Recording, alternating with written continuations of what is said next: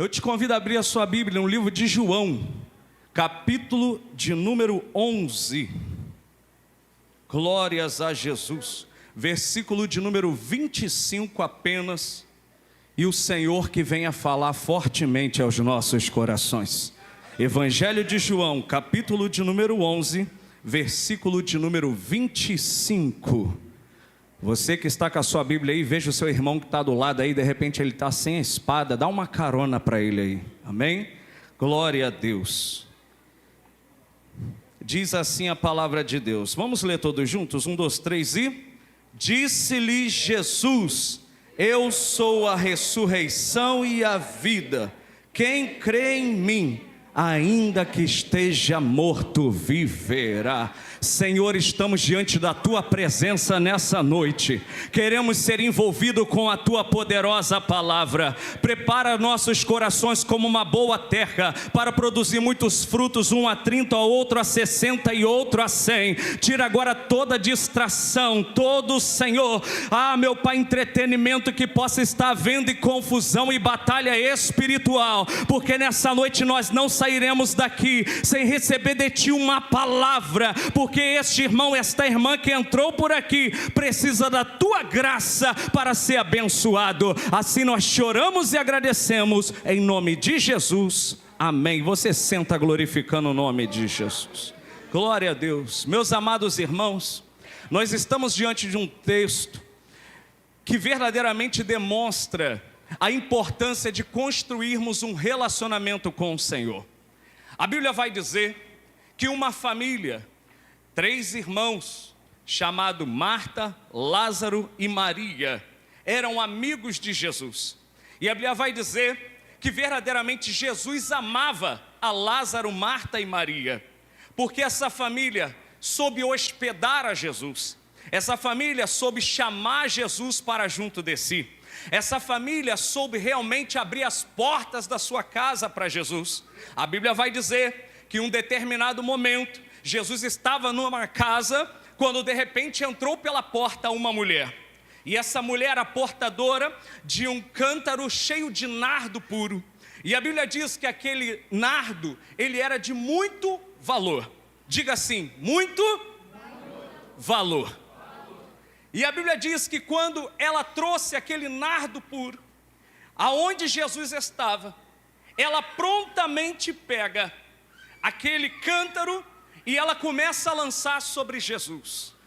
E a Bíblia vai dizer que naquele exato momento, aquela mulher se lança aos pés de Jesus e começa a chorar diante dele. E no momento que ela toma essa atitude de chorar aos seus pés, ela pega os seus cabelos, começa a enxugar os pés do Senhor Jesus, e a Bíblia vai dizer que Jesus olha para aquela mulher, e no momento que ela toma essa atitude de adorar a Jesus de uma forma diferente, de lançar sobre ele o que ela tinha de muito valor, de colocar aos pés dele o que realmente tinha importância e valor para a sociedade, as pessoas começaram a criticá-la.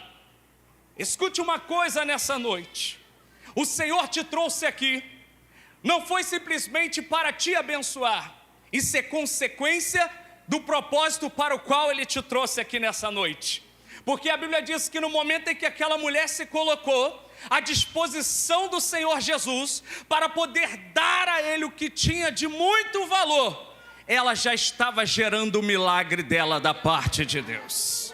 Eu quero te falar nesta noite, que o que você veio fazer aqui é muito mais importante do que apenas sair daqui com a sua bênção, com a sua casa própria, com o seu carro, com a sua porta aberta, com a sua cura divina, porque tudo isso Jesus tem o poder para fazer. Mas o mais importante é você entender, como a palavra diz, mas a hora vem, e agora é, em que os verdadeiros adoradores adorarão o Pai em espírito e em verdade, porque Deus é espírito, importa os que adorem, o adorem em espírito e em verdade.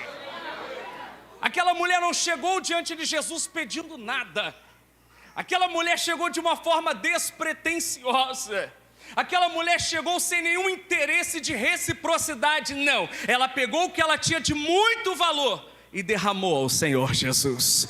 Quantos podem adorar Jesus com muito valor? A sua oração, a sua adoração tem muito valor diante do Senhor. Aquilo que muitos desprezam e acham que você não vai dar em nada, o Senhor está esperando essa adoração. Quantas vezes na madrugada você orava e adorava esse Deus? Quantas vezes você se debruçava na cabeceira da sua cama e adorava ao Senhor com as suas lágrimas, mesmo na dor, mesmo no sofrimento, mesmo na adversidade, você não parava de adorar, porque algo em você gritava e dizia: eu preciso adorar. Aquela mulher não poupou esforços para oferecer a Jesus o que ela tinha de melhor. E a Bíblia vai dizer que ao fazer isso, ela constrói um relacionamento com Jesus, mas aos olhos dos homens, ela era criticada, porque aquela mulher, quando ela fez isso, os materialistas, os capitalistas, os mercenários, olharam para ela e disse: o que essa mulher está fazendo? Ela está desperdiçando nardo puro, de muito valor. Não se poderia ter pego todo este nardo, ter vendido e ter distribuído isso aos pobres? Jesus falou: aí não foi a mulher que se justificou, aí não foi necessário que ela se auto-justificasse, não foi preciso com que ela se defendesse, mas no momento em que ela calou e apenas adorou, Jesus se levantou ao seu favor.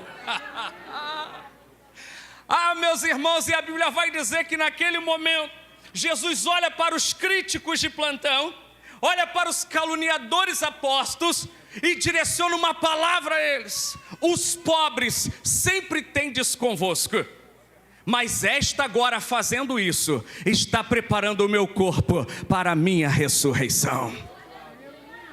A Bíblia diz que olharam para ela, criticaram, zombaram, escarneceram dela, mas simplesmente Jesus disse: e ademais, não satisfeito em ter comprado a briga da mulher, ele fala: e ademais, entrei na tua casa, tu não me deu água para os pés, e essa desde que eu cheguei, não para de regar os meus pés com as suas lágrimas e enxugar com seus cabelos. E ali novamente aquela mulher está ali, e ele fala: ainda tem mais uma coisa. Eu cheguei na casa de vocês, como era de costume.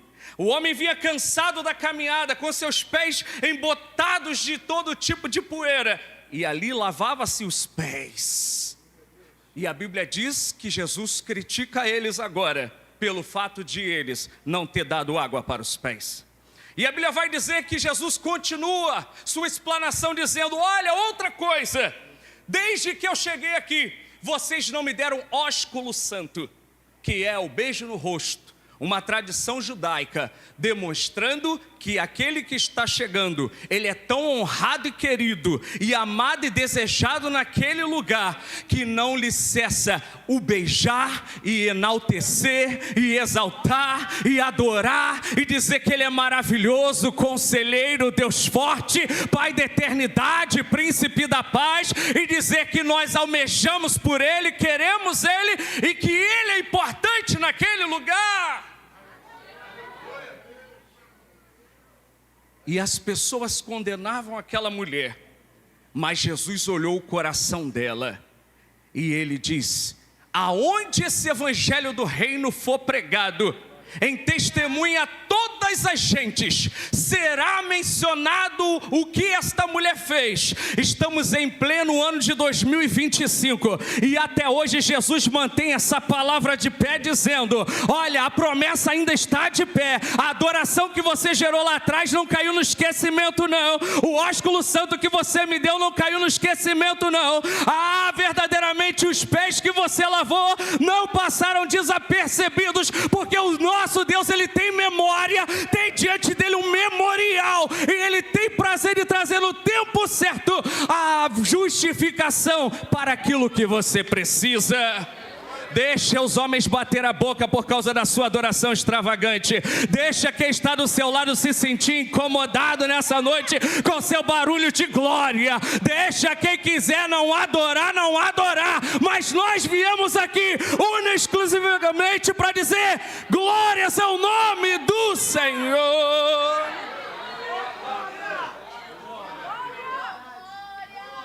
Rebacalamaya canduri calamahai.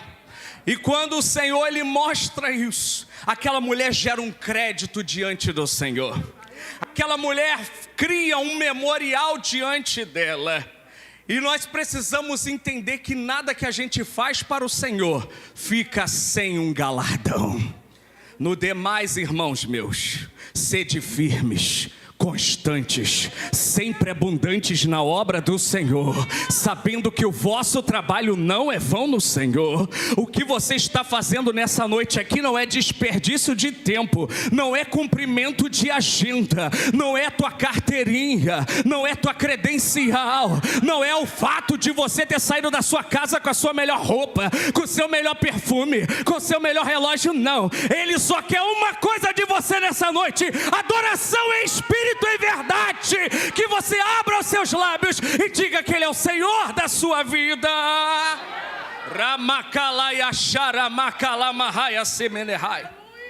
E a Bíblia vai dizer que agora, em um determinado momento, a Bíblia diz que agora essa família é acometida por um dilema. Diga assim: essa família foi acometida por um dilema. E o que é um dilema? É um impasse. É um momento difícil. É como se fosse uma encruzilhada. É como se fosse um local que não tem mais saída. É como se você não soubesse como agir. Você não tem resposta à sua indagação. Você não encontra recurso humano que lhe atenda. Você recorre a um, não acha solução. Você recorre a outro, não acha resposta. Você tenta no mais próximo, nada acontece. É um dilema. É um momento em que você olha e fala: as expectativas humanas cessaram. E a Bíblia vai dizer que agora essa família está nessa situação, porque a Bíblia diz que Lázaro, o amigo de Jesus, o homem que ele amava como amigo, o tinha em grande estima e que era irmão de Maria, essa que gerou o cântaro lançado sobre Jesus, que se humilhou, que buscou, que orou, essa pessoa agora estava passando um dilema na sua vida. Mas a Bíblia vai dizer que no momento em que isso aconteceu, que Lázaro ficou doente, logo as suas irmãs Marta e Maria mandaram chamar Jesus. E quando elas tomaram essa atitude, a notícia, o mensageiro, a pessoa que levou, chega até Jesus e fala: olha, estão te convidando a vir a Betânia, porque Lázaro, o teu amigo, ele está enfermo. A Bíblia vai dizer que Jesus recebe aquela notícia como se fosse a coisa mais natural do mundo. Jesus recebe aquela notícia de uma forma simplesmente espontânea e ele fica simplesmente em silêncio. E a Bíblia diz que Jesus não sai do lugar onde ele estava por cerca de 2 dias. Diga assim: Deus, mais forte, igreja, Deus não perdeu o controle da situação. Aleluia, aleluia. Aleluia. Tem gente aqui que está achando que ele esqueceu. Remanda, caia, shuri, narra, sebenehaha. Tem gente aqui achando que ele está demorando a agir. Tem gente aqui pensando que ele está demorando muito para trazer resposta. Tem alguém que entrou aqui nessa noite preocupado: será que Jesus vai vir mesmo? Será que Jesus está vindo? Será que ele não está vendo que o quadro de Lázaro está se agravando? Será que ele não pode simplesmente deixar um pouquinho o que está fazendo para vir me atender? Jesus está só assim: eu estou esperando o meu tempo para agir. Não é no seu tempo. Remai, acando e quelemanai. O escritor Eclesiastes vai dizer: há um tempo determinado para todo propósito debaixo do céu. Há tempo de sorrir, há tempo de chorar, há tempo de abraçar, há tempo de afastar-se de abraçar, há tempo de coser, há tempo de rasgar, há tempo de guerra, há tempo de paz, há tempo de viver, mas também há tempo de morrer. Ramakaianais. Semanai, kelemai. Ibalaka manuki kanamahasi kalamakolamaha kalamashi kalamahalaha. Remalaya shurianto kikanahaseb narrasai. E o agir de Deus, ninguém pode interferir. Se tiver que deixar a coisa piorar, Ele vai deixar. Mas aquilo que Ele vai fazer no tempo dEle, Ele vai fazer. Sabe por quê? Nós estamos no horário Cronos. 24 horas limitam o nosso agir.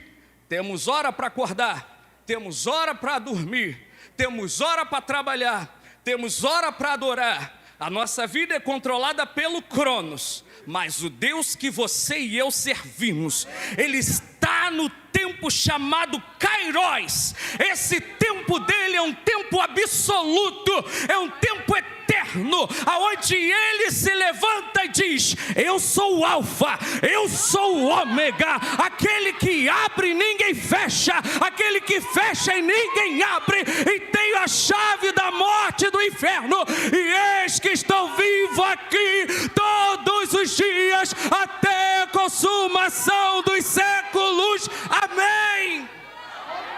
Kemalaya kalamala balaya ha. E kalamahare mahaseleba. Emakamano reneha.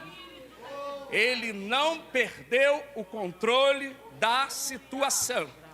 A notícia chegou, ele nada fez, porque ele estava no tempo Kairos dele. E a Bíblia vai dizer que um dia para Deus é como se fosse 1000 anos. E 1000 anos para Deus como se fosse um dia.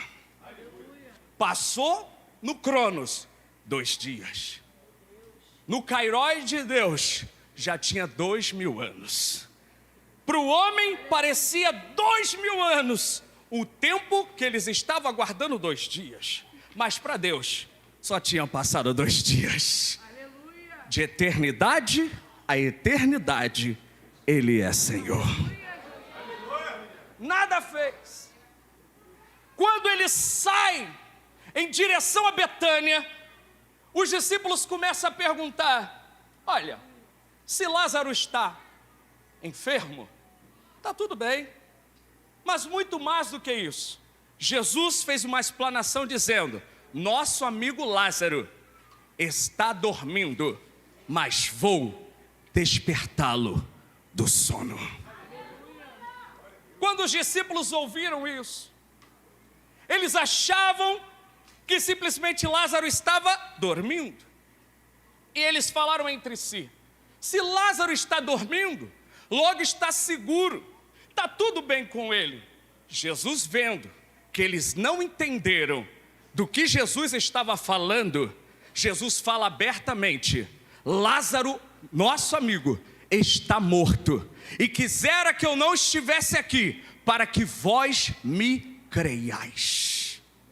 Irmãos, precisamos entender que a dimensão de Deus é diferente da nossa, porque a dimensão de Deus não age com a nossa ansiedade. Não andais, pois, ansiosos acerca de coisa alguma, pelo que haveis de comer, pelo que haveis de beber, ou pelo que haveis de vestir. Olha para os pássaros dos céus, que não trabalham, nem fiam, nem juntam em celeiros, e vosso Pai Celestial os alimenta.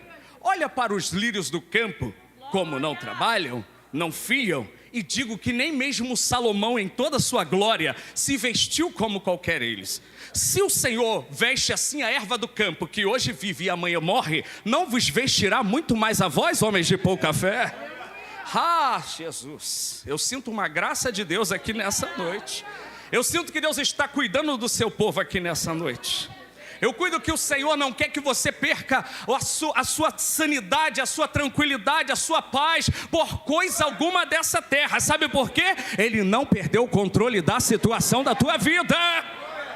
Ele está deixando, Ele está dando corda, Ele está deixando a sua fé florescer. Porque é na hora da adversidade, é na hora da dor, é na hora do problema, é na hora do impasse que Ele sabe ser Senhor na tua vida. Esperavam dele algo imediato. Ele espera 48 horas para se mexer, para sair do lugar, para ir a Betânia. E a Bíblia vai dizer que quando eles viram que ele estava morto, eles entram em desespero. E aí, agora a gente lascou, o que acontece? Não tem mais jeito. O que vai acontecer agora? Quando todos os recursos da terra esgotarem, antes disso, gere crédito no céu, para que na hora que os recursos humanos esgotarem, o Senhor possa se mover a seu favor. Tem gente que só quer Ele na hora do carro, da casa, do processo seletivo, do vestibular da faculdade. Tem gente que só lembra Ele no Maracanã lotado, quando olha 50 mil pessoas e fala: Ih, Jesus, só tem 1000 vagas, eu só preciso de uma. Tem gente que só lembra dele quando entra no consultório psiquiátrico ali, ou psicológico, e diz: olha, realmente você está com síndrome do pânico, você está com depressão, você está com ansiedade, você realmente está com fobia social, você está com um monte de problema. Tem gente que só lembra de Jesus nessa hora. Mas sabe qual foi a vantagem de Marta, Maria e Lázaro? Eles derramaram nardo puro no tempo que estava tudo bem.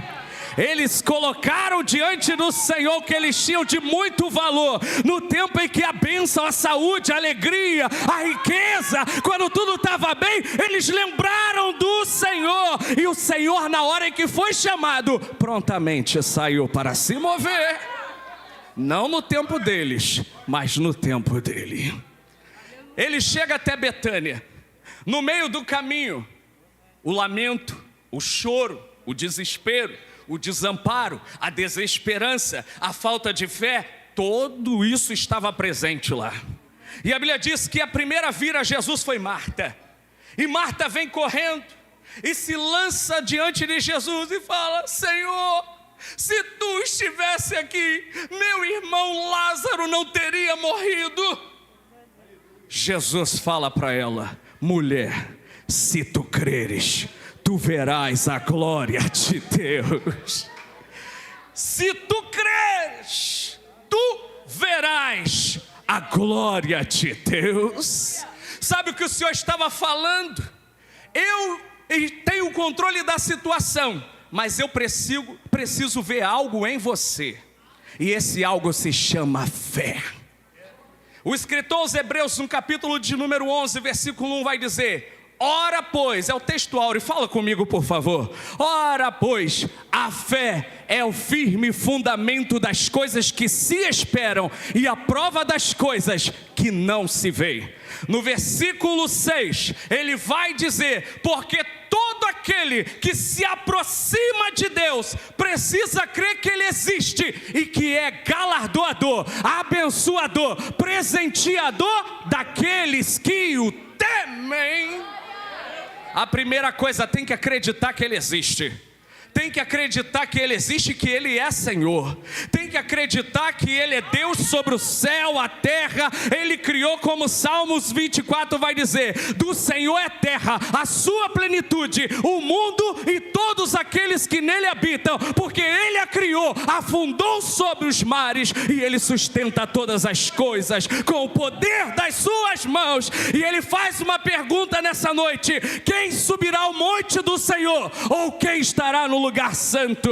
Lá vai a resposta: aquele que é limpo de mãos, puro de coração, que não entrega sua alma à vaidade, nem jura enganosamente, este receberá a bênção e o favor do Senhor. Remacaia laia sébia. Primeiro tem que reconhecer que Ele é Senhor. Primeiro tem que deixar Ele reinar sobre a sua vida. Primeiro tem que deixar Ele fincar um trono nesse teu coração duro aí. Primeiro tem que abrir a porta para Ele entrar, porque já tem tempo que Ele está assim, ó: eis que estou à porta e bato. Se alguém ouvir e abrir, eu entrarei, cearei com Ele, ceará comigo, e farei nele ou nela morada. Ele quer entrar, Ele quer entrar, Ele quer entrar, Ele quer entrar. Isso aqui ele não estava falando só para descrente, não. Ele está falando para crente também. Uma das 7 igrejas da Ásia. Eis que estou à porta e bato. Deixa eu entrar, deixa eu entrar, deixa eu entrar. Quem deixa ele entrar aqui nessa noite? Deixa eu ver quem deixa ele entrar aqui nessa noite. Adore o nome dele nessa noite. Diga para ele que você quer que ele entre, porque ele não entra arrombando porta de ninguém. Ele é um cavalheiro e ele espera você abrir a porta para entrar. Tem que gerar intimidade. Diga para o seu irmão, tem que gerar intimidade. Tem que buscar comunhão. Tem que deixar ele ser Senhor. Não pode simplesmente querer ele só como abençoador, mas precisa ter ele como Senhor. Ah, Espírito Santo. Me fez lembrar quando eu trabalhava no metrô. E um amigo de trabalho, um colega de trabalho, pertencia a uma outra denominação, afrodescendente. E ali naquele trabalho, todos os dias eu via aquele garoto nervoso, agitado, transtornado. E ele não tinha paz, e agoniado, e angustiado, e nervoso, e dava fora em todo mundo. E um dia eu tive a oportunidade de trabalhar ao lado dele. Estávamos indo pegar uns malotes lá na Central do Brasil, na estação do metrô. E quando nós fomos, eu cometi um erro ali, um deslize, acabei arranhando uma marcha ali na hora de passar. A embreagem não estava muito boa. E ele olhou para a minha cara assim, com aquele olhar fulminante, aquela cara feia, me fechou o tempo para o meu lado. Eu olhei para aquele rapaz e ele falou: não sabe dirigir não? Comprou carteira? Aí eu olhei, dei um sorriso para ele, eu falei: graças a Deus o Senhor colocou um mestre para me ensinar a dirigir aqui hoje. Graças a Deus ele botou um profissional em CNH, em direção defensiva, ofensiva aqui. Aí brincando assim com ele, quebrou aquela dureza dele. Aí ele: não sou isso tudo também não. Sabe por quê? A palavra diz que a palavra branda desvia o furor, mas a palavra dura suscita a ira. Se você repreender aquele que é escarnecedor, ele te odiará. Mas se você amar teu inimigo, você ganha ele para o Senhor. Aí escuta isso. Alguns dias depois, a gente teve esse episódio, conseguimos concluir o serviço, graças a Deus. E ali, alguns dias depois, ele viu a minha quietude, o meu foco no trabalho, procurava não me envolver. Quando tinha a rodinha deles lá no celularzinho para mostrar as coisas da moda, para poder assistir as coisas que não devia, eu saída pela direita, igual o leão da montanha, saí, ia embora. E aí o que acontecia? Eles ficavam lá e eu ficava na minha. E aí ele viu isso por alguns dias, e ele falou assim: deixa eu te perguntar uma coisa. Aí eu falei: pode falar. Você é cristão? Era só a deixa que Jesus precisava. Você é cristão? Porque, irmãos, nós precisamos ler a Bíblia para conhecer a vontade de Deus. Mas sabe qual é a Bíblia que o mundo lê? Eu e você. Quando ele olha para nós, Mateus 5,16 diz assim: assim resplandeça a vossa luz diante dos homens, para que eles vejam as vossas boas obras e glorifiquem a vosso Pai que está nos céus. Você, eu, nós somos motivo para o nome do Senhor ser glorificado na terra. E quando ele perguntou isso, meu coração se encheu de alegria. E eu disse: Gelbi, graças a Deus, minha casa e eu servimos ao Senhor. Ele falou: posso te fazer umas perguntas? Falei: pode, à vontade. Irmãos, durou um mês, todos os dias, de 7 da manhã às 7h30, 7h40, ele me fazendo perguntas.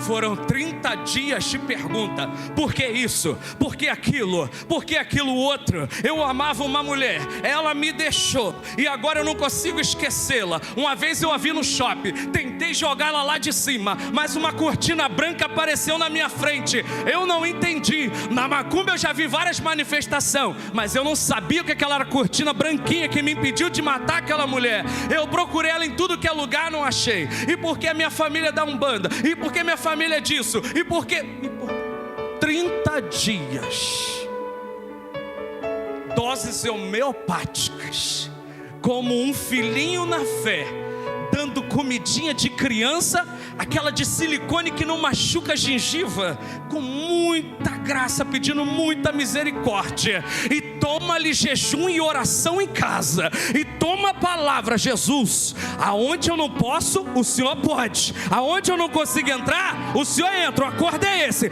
Eu falo, mas o Senhor liberta. Eu falo, mas o Senhor transforma. Eu falo, mas o teu Espírito Santo convence do pecado, da justiça e do juízo. Ajuda ele a se levantar.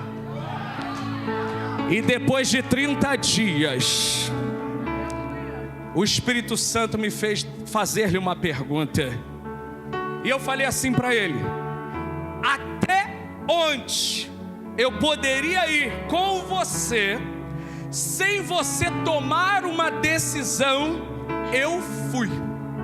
Mas a partir de agora, daqui para frente, para você passar para o próximo nível e para a próxima fase, para você gerar intimidade e comunhão e liberar todo o acervo do céu a seu favor, ele prometeu uma coisa: aonde estiver 2 ou 3 reunidos no nome dele, ele vai se fazer presente. Outra coisa que ele prometeu, que ele foi para o Pai, mas ele não vai te deixar sozinho, porque ele vai para o Pai. Porque se só o grão de trigo ficar, só ele terá vida, mas se ele morrer, a sua semente vai se espalhar e vai dar vida a todos. Outra coisa que ele prometeu: eis que estou convosco todos os dias, até a consumação dos séculos. Amém e amém. Você está entendendo?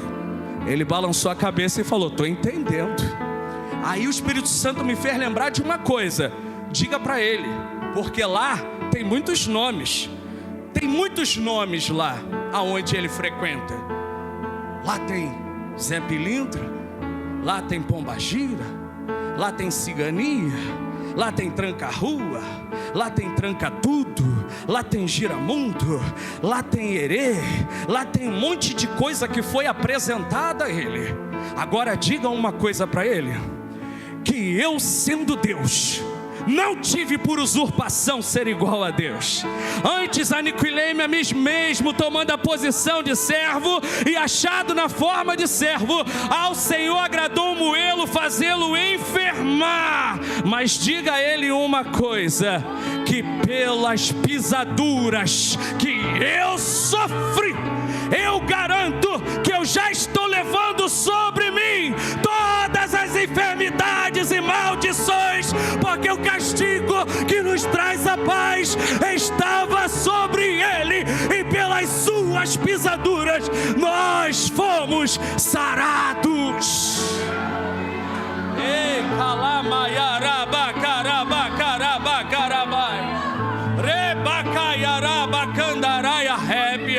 se você está sentindo a presença dele, fique à vontade.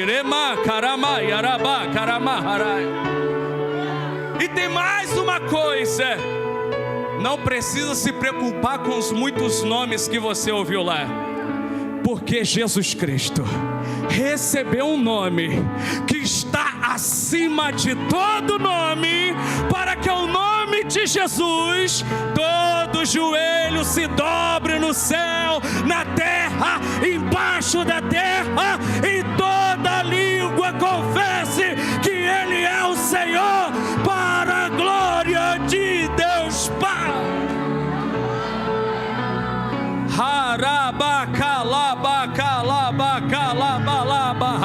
Sinta a presença dele aí nessa noite. Sinta a presença dele, o toque dele andando na sua igreja nessa noite. Sinta as bênçãos, as mãos poderosas dele sobre você nessa noite.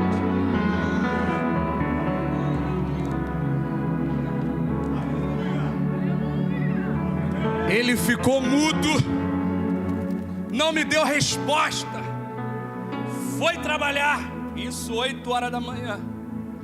Quando foi às 17h45, no final do expediente, ele me entrou com uma das mãos, onde ele tinha muitas fitinhas com todos os nomes que ele conhecia, fora as guias que estavam no pescoço dele. E ele veio com uma tesoura na outra mão. Ele olhou para mim, eu estava em cima de uma máquina triturando alguns bilhetes. E eu olhando para ele, eu falei: Jesus, eu estou entendendo esse mistério. É isso mesmo, Jesus? Ele é. E aquele jovem chegou e falou: Felipe!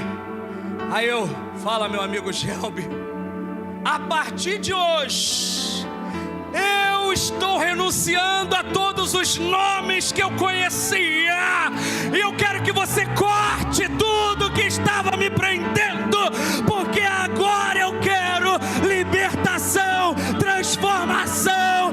Eu quero esse nome que está acima de todo nome, e eu também quero dobrar meu joelho diante dele e confessar que ele é o Senhor da minha vida.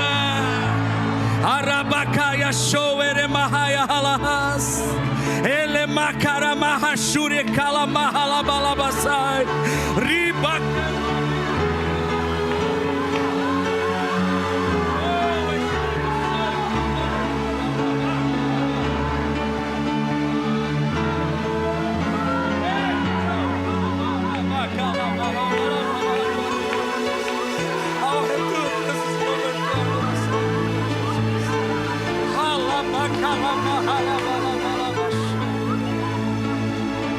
Caímos dois de joelhos. Eu abracei ele e falei: agora você é meu irmão em Cristo, e agora eu sou seu pai da fé e vou cuidar de você, e eu não vou te largar, porque Jesus plantou você na minha vida, e eu vou regar, eu vou adubar, eu vou enxertar, e o Espírito Santo vai te dar crescimento, porque o eu que planta ou o teu que rega, mas é Deus que dá o crescimento, porque nem que pelo que planta é alguma coisa, nem o que rega, mas Ele que dá o crescimento. Sabe por quê? Porque Ele tem o tempo certo para agir. Acompanhei aquele jovem durante 9 meses, até o dia do batismo dele. Fomos lá dentro do Morro São Carlos, no Estácio. Achamos uma igreja para ele, Igreja Batista Nova Peniel. Eita Jesus, aleluia. Conheci o pastor dele, e o pastor tomou um baita susto, porque eu falei: você aceitou Jesus aqui, mas você precisa confirmar diante dos santos a sua decisão de fé, porque o Senhor disse que aquele que me confessar diante dos homens, eu confessarei diante do meu Pai que está nos céus, mas aquele que me negar diante dos homens, também eu negarei diante do meu Pai que está nos céus. Então vai lá naquela igreja, entrega a sua vida a Jesus, confirma a sua decisão, e você vai ter uma vida transformada daqui para frente, em nome de Jesus. E aquele jovem fez isso, e ele falou que o pastor tomou um baita susto, porque ele juntou tudo que ele tinha em casa, as guias, as imagens, os santinhos, a idolatria, o terço, pegou tudo que ele tinha, e ele disse que num culto dia de semana, o culto estava apenas começando, mas a sede dele era tão grande, que ele entrou por aquela igreja correndo, pegou aquela bolsa cheia de apetrechos, jogou no altar e falou para o pastor: eu quero aceitar Jesus, quero entregar minha vida para Ele. Eu cansei de ser escravo, eu cansei de ser cavalo, eu cansei de ter que arriar na encruzilhada. Eu quero Jesus.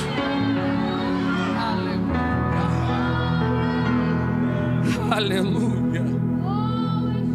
E o pastor fez uma roda, orou por ele. Ele ali recebeu Jesus, ele já havia recebido.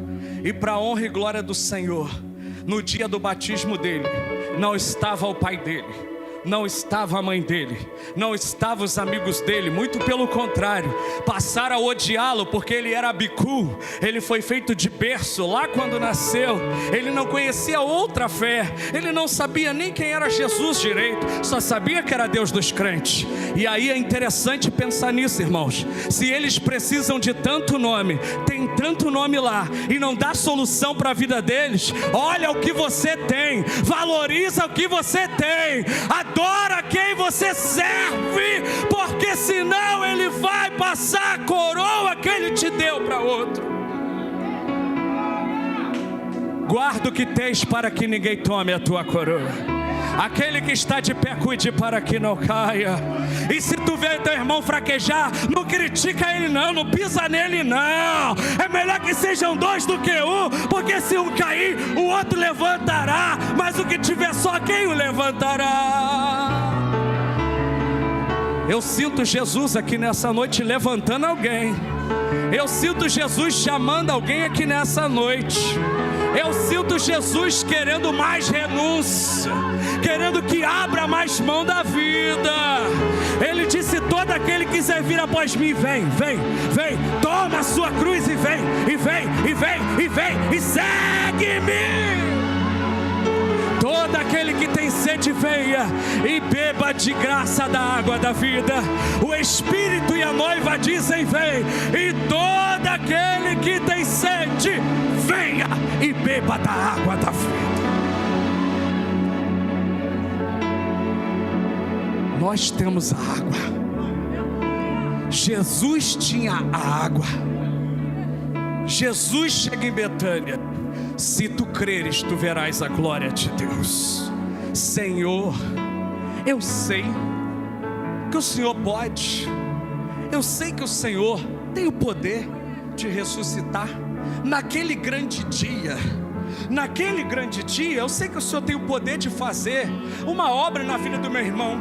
Mas hoje, Senhor, tem 4 dias, já está cheirando mal, está insolucionável, está sem resolução, não tem mais jeito.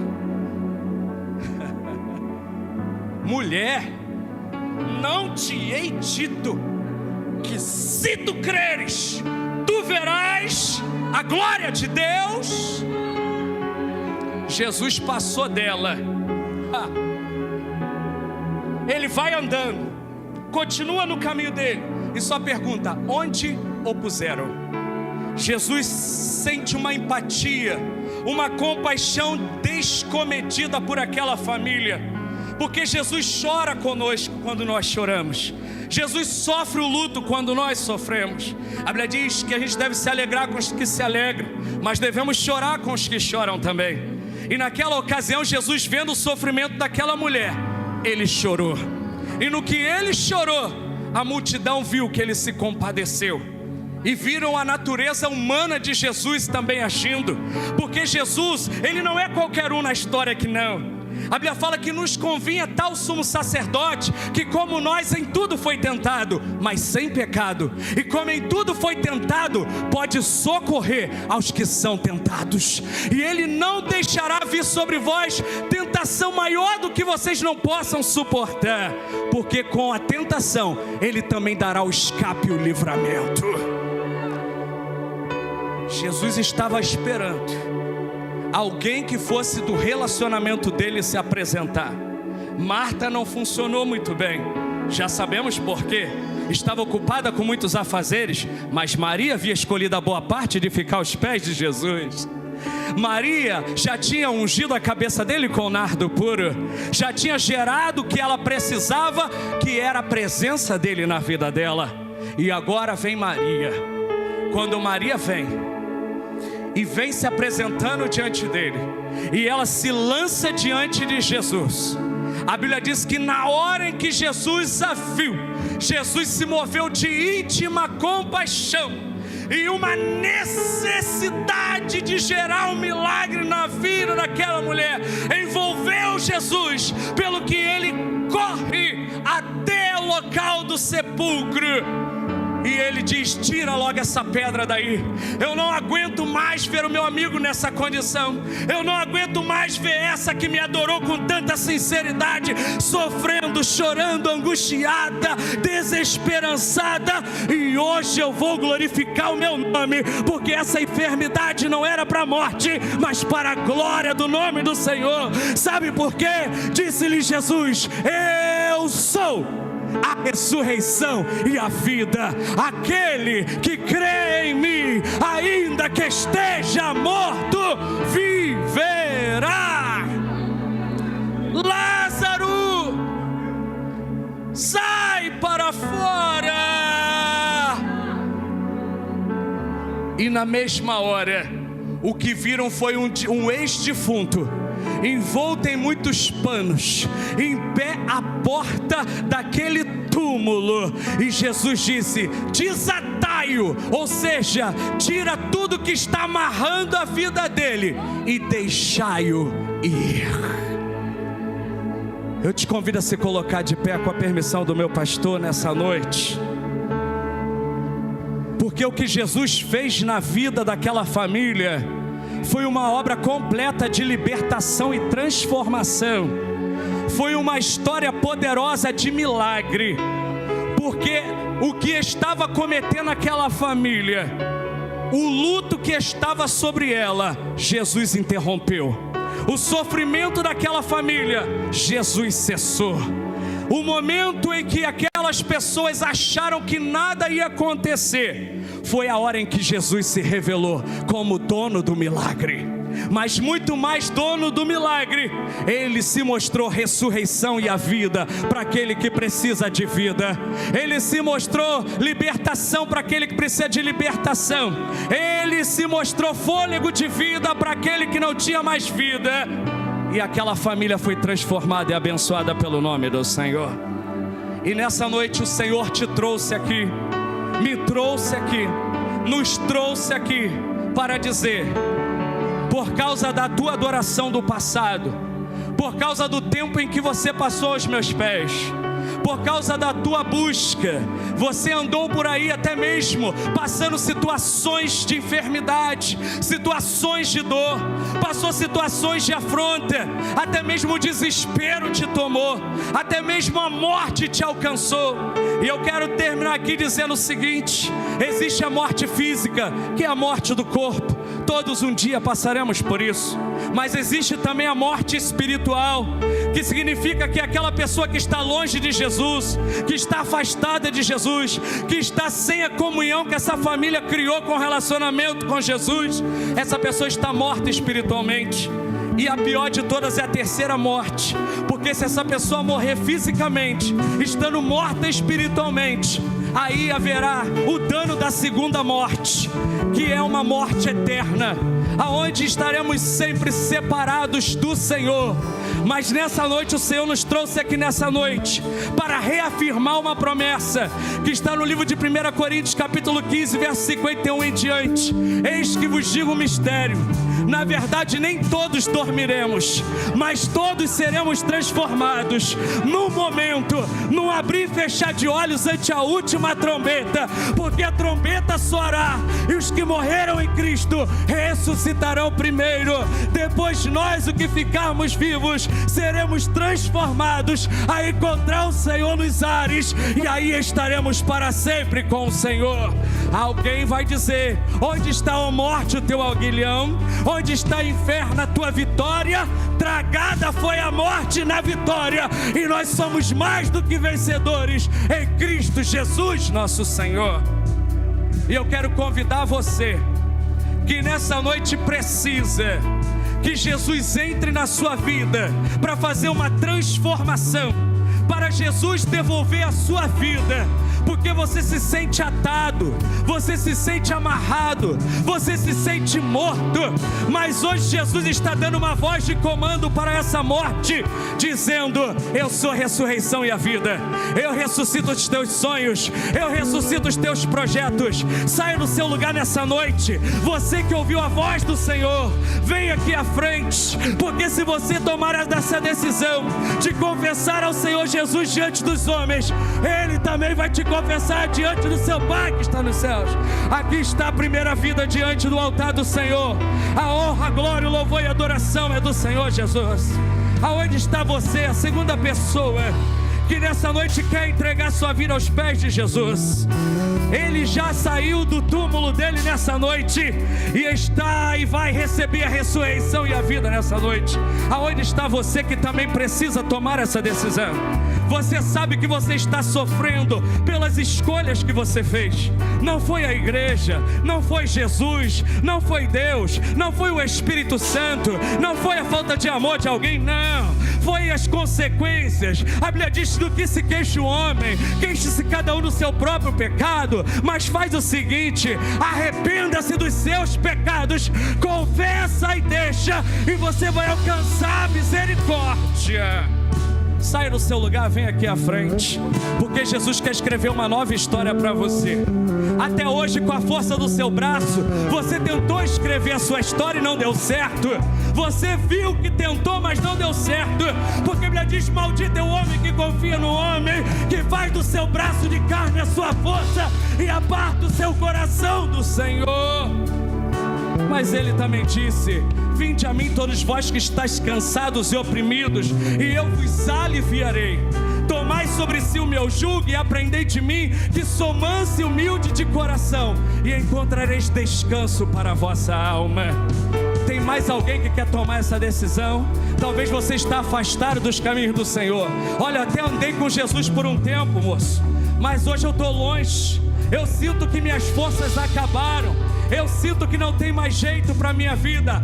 Vem nessa noite, deixa que Ele faz o resto, deixa que Ele realiza a obra dEle. Entrega teu caminho ao Senhor, confia nele e tudo Ele fará. Há mais alguém nessa noite que quer tomar essa decisão? Há mais alguém que quer entregar sua vida para Jesus? Assim eu vou passar para o nosso pastor, ele vai estar orando pela vida desse irmão. Aleluia, Deus abençoe, Felipe. Obrigado, vamos aplaudir Jesus pela vida do Felipe. Aleluia. Ainda há tempo, se tem mais alguém, você que está afastado, volta agora.